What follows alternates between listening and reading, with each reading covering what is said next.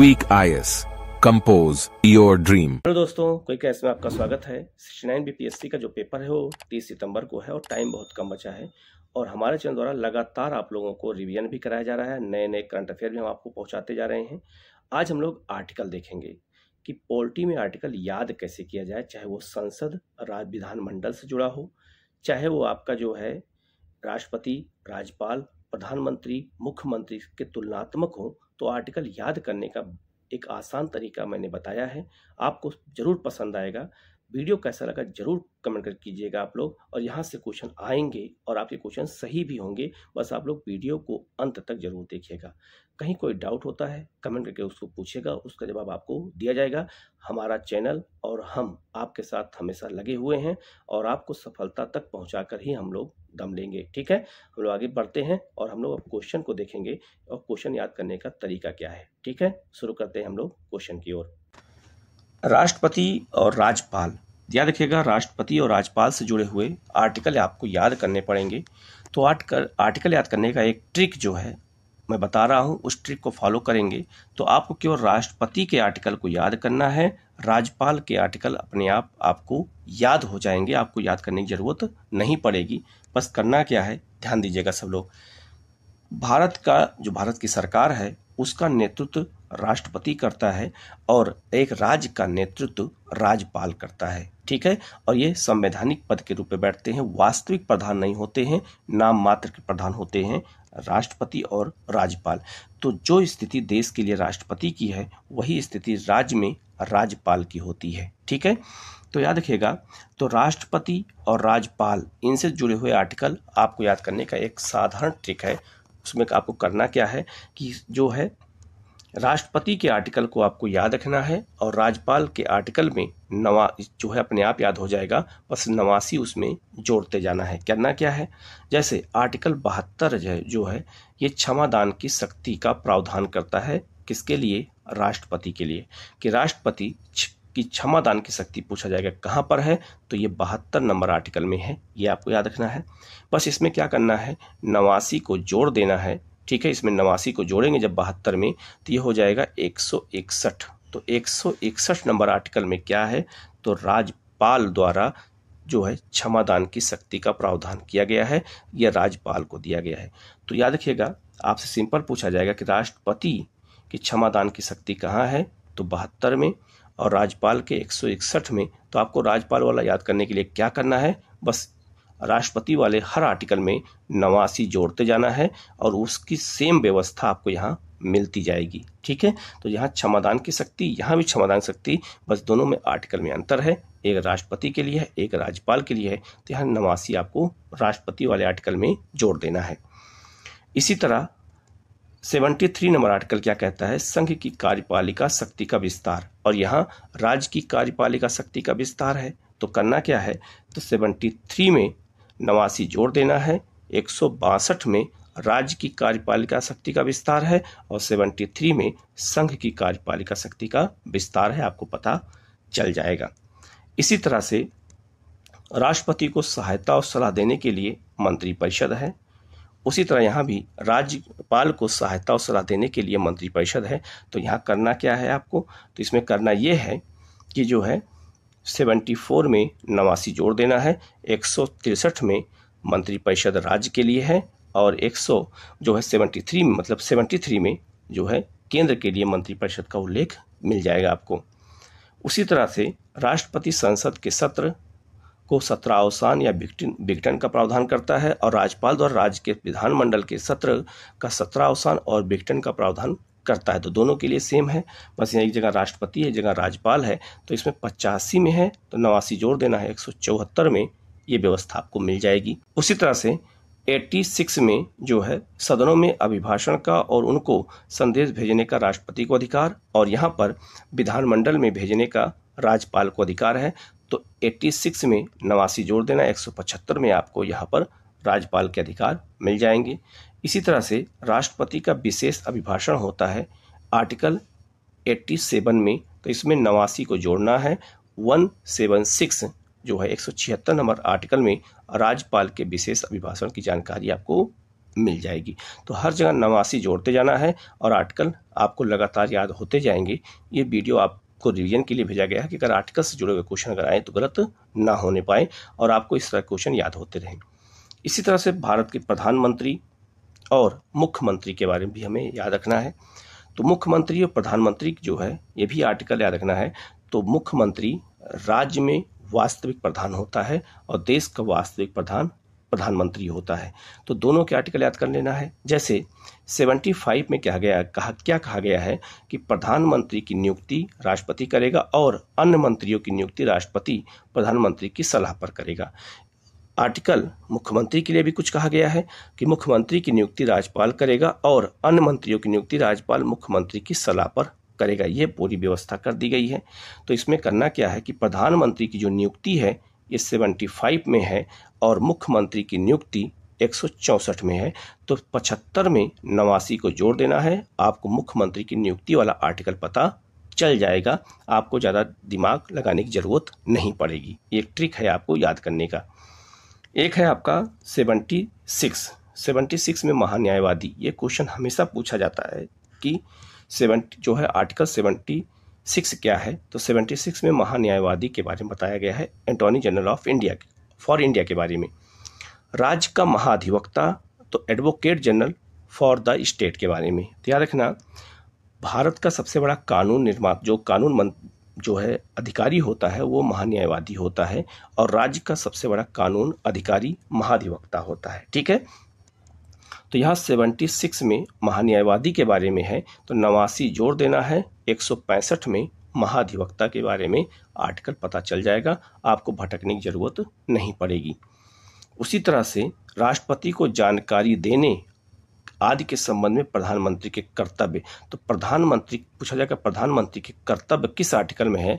तो 78 में है। इसमें 89 जोड़ देना तो 167 मिल जाएगा आपको और उसमें राज्यपाल के जो है कुछ जानकारी देने के लिए मुख्यमंत्री के कर्तव्य के बारे में जानकारी मिल जाएगी। तो सिंपल है कि प्रधानमंत्री का कर्तव्य आर्टिकल 78 में और 167 में मुख्यमंत्री के कर्तव्य बताया गया है। बस 89 आपको जोड़ करके याद कर लेना है। ठीक है। तो इस तरह से आर्टिकल से अगर आप याद करेंगे तो आपको आसानी से चीज़ें याद हो जाएंगी और इसी तरह के और वीडियो हम आपको ला करके चीज़ें आपको याद कराते रहेंगे। ठीक है। संसद और राज्य का विधानमंडल, इनसे जुड़े हुए क्वेश्चन आपको कैसे याद करने हैं, आर्टिकल कैसे याद करने हैं, इसको ध्यान दीजिएगा। बहुत पहले ये समझ लीजिएगा संसद किसे कहते हैं। तो संसद के 2 सदन हैं, राज्यसभा और लोकसभा। लेकिन संसद के 3 अंग हैं। 3 अंग कौन कौन से हैं। तो संसद के 3 अंग हैं, राष्ट्रपति, राज्यसभा और लोकसभा। जिसे केंद्र में संसद कहते हैं उसी को राज्य में विधानमंडल कहा जाता है। ठीक है। तो लेजिस्लेचर कहते हैं विधान मंडल को। ठीक है। ये आपको याद रखना है। तो जिस तरह संसद के 3 अंग हैं उसी तरह से विधानमंडल के भी 3 अंग हैं। कौन कौन से। राज्यपाल, विधान परिषद और विधान सभा है। ठीक है। लेकिन भारत के केवल 6 ऐसे राज्य हैं जहां पर विधान परिषदें हैं। बाकी भारत के अन्य राज्यों में केवल विधानसभा और राज्यपाल मिलकर के ही विधानमंडल का निर्माण करते हैं। ये 6 राज्य कौन कौन से हैं। तो ये 6 राज्य में जो है उत्तर प्रदेश, आपका बिहार है, इसके बाद कर्नाटक है, तेलंगाना है, महाराष्ट्र है और आंध्र प्रदेश है। तो ये 6 राज्य हैं जहां पर विधान परिषदें मौजूद हैं। ठीक है। तो इनसे जुड़े हुए आपको आर्टिकल कैसे याद करना है वही ट्रिक अपनाना है जो ट्रिक मैंने आपको बताया है। तो सिंपल है। जैसे संसद और राज्य विधानमंडल के आर्टिकल कैसे याद करने हैं, बस 89 आपको जोड़ते जाना है। बस संसद के आर्टिकल आपको याद करना है। जैसे संसद का गठन कहाँ किया गया है तो 79 में। तो 89 अगर जोड़ दोगे तो 168 में विधानमंडल के बारे में बता दिया गया है। तो संसद का जो आर्टिकल है वो 79 और विधानमंडल का जो आर्टिकल 168 है। तो आपको पता कैसे करना है, बस 89 जोड़ देना है।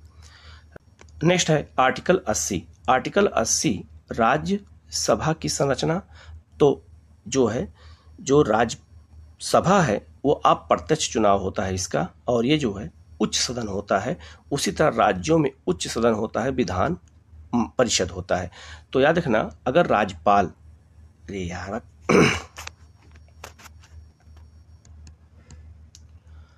आर्टिकल 80 राज्यसभा की संरचना के बारे में बताया गया है। और राज्यसभा का चुनाव अप्रत्यक्ष होता है और ये जो है उच्च सदन कहा जाता है।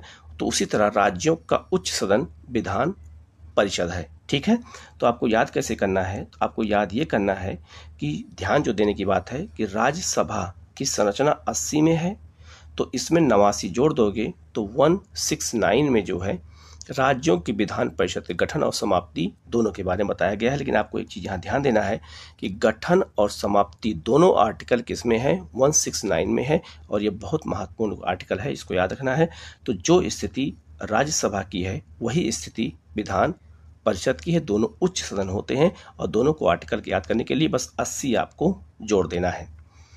उसी तरह से लोकसभा की संरचना आर्टिकल 81 में बताया गया है, इसमें 89 जोड़ देंगे तो राज्य की विधानसभा की संरचना के बारे में 170 में आपको पता चल जाएगा। तो आपको आर्टिकल याद करने का यही तरीका सबसे अच्छा है, ऐसे आप इसको याद कर लेंगे तो राज्य की विधानसभा हो चाहे विधान परिषद हो आपको आसानी से याद हो जाएगा। राज्यसभा का सभापति और उपसभापति होता है आर्टिकल किसमें? तो 89 में। तो इसमें 89 जोड़ दोगे तो 178 में विधानसभा का अध्यक्ष और उपाध्यक्ष के बारे में जानकारी आपको मिल जाएगी। उसी तरह से आर्टिकल 93 में अगर 89 आप जोड़ेंगे तो 93 में क्या कहा गया है? लोकसभा का अध्यक्ष और उपाध्यक्ष, इसमें 89 जोड़ देंगे तो विधान परिषद का जो है सभापति, ठीक है, और उपसभापति की जानकारी आपको मिल जाएगी। आर्टिकल 105 में क्या कहा गया है कि संसद के दोनों सदनों की तथा उनके सदस्यों और समितियों की शक्तियों का विशेषाधिकार, तो संसद के सदस्यों का विशेषाधिकार 105 में है। 89 में जोड़ देंगे तो विधानमंडल के सदस्यों की जो है विशेषाधिकार की जानकारी मिल जाएगी आपको 194 में। ठीक है, तो यही एक तरीका होता है आर्टिकल याद करने का। संयुक्त बैठक का प्रावधान राज्य में नहीं होता है, तो कुछ दशाओं में दोनों सदनों की संयुक्त बैठक का प्रावधान 108 नंबर आर्टिकल में किया गया है। और याद रखना, राज्य में संयुक्त बैठक का प्रावधान नहीं होता है, ये बात याद रखना। उसी तरह से आर्टिकल 110 में धन विधेयक की परिभाषा है, इसमें 89 जोड़ देंगे तो धन विधेयक की परिभाषा 199 में भी है राज्यों के लिए। तो याद रखना, जो 110 ये है ये केंद्र के धन विधेयक से जुड़ा हुआ है, और जो 199 है वो धन विधेयक राज्य से जुड़ा हुआ है, ये आपको याद रखना है। और राष्ट्रपति 111 आर्टिकल के तहत विधेयक पर अनुमति देता है, इसमें 89 जोड़ देंगे तो 200 हो जाएगा। तो विधेयक पर अनुमति राज्यपाल देता है, ये आपको पता चल जाएगा। तो याद रखना, ये बहुत महत्वपूर्ण चीज़ें हैं कि जो है कि राष्ट्रपति 111 के तहत अनुमति देता है विधेयक पर, और 200 के तहत राज्यपाल अनुमति देता है। तो इसमें 89 जोड़ देना है। तो हर जगह 89 जोड़ते जाएंगे और आपको नए नए आर्टिकल पता चलते जाएंगे केंद्र और राज्य के बीच में। यही तरीका होता है आर्टिकल याद करने का। वीडियो कैसा लगा जरूर बताइएगा, और आपको सारे आर्टिकल भी याद इसी तरह से होते जाएंगे। अगर हम राष्ट्रपति और उपराष्ट्रपति से जुड़े हुए आर्टिकल को देखते हैं तो याद रखिएगा, इनसे जुड़े हुए आर्टिकल पूछे जा सकते हैं, क्योंकि यहाँ से क्वेश्चन बहुत ज़्यादा पूछे जाते हैं। तो भारत का राष्ट्रपति होगा, ये किस आर्टिकल में कहा गया है? 52 में कहा गया है कि भारत का राष्ट्रपति। और राष्ट्रपति का निर्वाचन अगर आपसे पूछा जाए, क्योंकि निर्वाचन पूछा जाता है अक्सर, तो वो 54 नंबर आर्टिकल में है, याद रखना है। और राष्ट्रपति का शपथ जो शपथ लेता है वो 60 में उसका उल्लेख किया गया। तो पूछा जाएगा कि राष्ट्रपति का जो शपथ है वो किस आर्टिकल में है, तो वो 60 में है। राष्ट्रपति पर महाभियोग जो लगाया जाता है, तो राष्ट्रपति पर महाभियोग लगाने की प्रक्रिया जो है ये 61 में दिया गया है, और ये प्रक्रिया जो है अमेरिका के संविधान से लिया गया है। आर्टिकल 63 भारत का उपराष्ट्रपति होगा, और आर्टिकल 64 कहता है कि राष्ट्रपति का राज्यसभा का पदेन सभापति होना। तो भारत का जो उपराष्ट्रपति है वो राज्यसभा का पदेन सभापति होता है। और याद रखना, एक ही व्यक्ति 2 पद पर बैठता है, लेकिन वेतन, याद रखना, उपराष्ट्रपति को वेतन जो है राज्यसभा के पदेन सभापति के रूप में मिलता है, ना कि उपराष्ट्रपति के रूप में मिलता है, याद रखना। और 66 में उपराष्ट्रपति का निर्वाचन का उल्लेख किया गया है, ये याद रखना। और आर्टिकल 123 में अध्यादेश के बारे में बताया गया है। और अध्यादेश कब जारी किया जाता है? तो अध्यादेश जारी करने की जो शक्ति है ये बहुत महत्वपूर्ण है। और अध्यादेश जारी करने की जो शक्ति है वो है आपका कब जारी होता है? जब लोकसभा की कार्यवाही ना हो रही हो, या लोकसभा का सेशन ना चल रहा हो, और किसी देश को कानून की आवश्यकता हो जाती है, तब जो है अध्यादेश जारी किया जाता है। ये आपको याद रखना है, आर्टिकल 123 में कहा गया है। ठीक है,